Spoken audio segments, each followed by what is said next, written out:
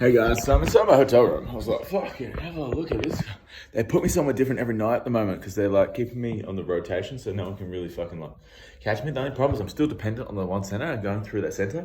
But the funding for this isn't coming through Housing SA or any of these other normal government agencies.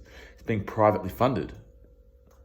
That's weird as fuck. Anyway, so long story short, this cook reminded me of a fucking story that I heard and a circle. And this circle goes back to fucking a notorious Adelaide gangster that used to run around with twin fucking 44s and blow people's fucking knees out from the fucking like power group that used to run the inner city Adelaide, man.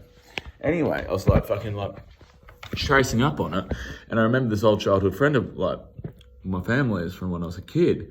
It used to be a CSIRO scientist that had something to do with the whole Dolly the Sheep project. Legitimately, he had been like creating GMOs for the CSIRO and the Australian government since the 60s all the way through to the 90s. Early 2000s.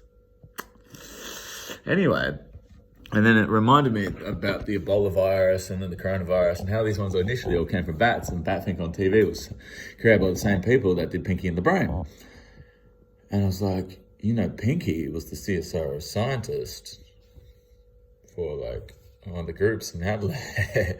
He did all the big meth cooks in Adelaide. He went by the pseudonym Blackie. There's a number of meth cooks Blackie, but he's probably the guy who designed the coronavirus.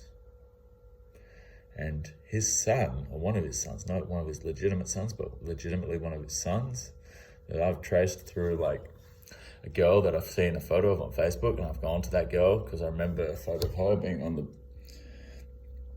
the bedside table of this guy that I then recognized to be the son of this cook, who this cook was friends of the Brain, who may or may not be my family member of mine. And I'm like, I met the guy who created the coronavirus. He came around my house. Literally. Yeah, and long story short, his son was fucking my ex-girlfriend, and she has Australia's biggest export of Wagyu beef to China. And this all blew out in the markets over in China. They blamed it on bat meat in the over there, but I know for a fact that there was large quantities of, and the boats they were doing the beef export, they were selling drugs into the bodies of the fucking carcasses of the fucking cows they were sending over there to be butchered and shit, and they were sending they did a mixture of live and dead. They were doing 10,000 fucking heads or something a fucking and that did most of fucking China.